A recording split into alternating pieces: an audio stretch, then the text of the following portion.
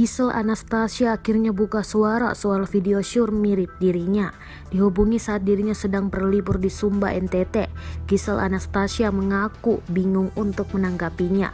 "Aku bingung klarifikasinya gimana," kata Gisel Anastasia saat dihubungi awak media Sabtu 7 November 2020.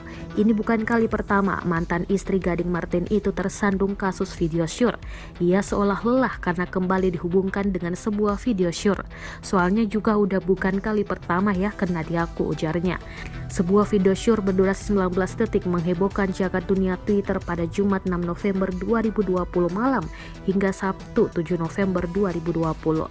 Perempuan dalam video syur itu disebut-sebut mirip dengan Gisel Anastasia.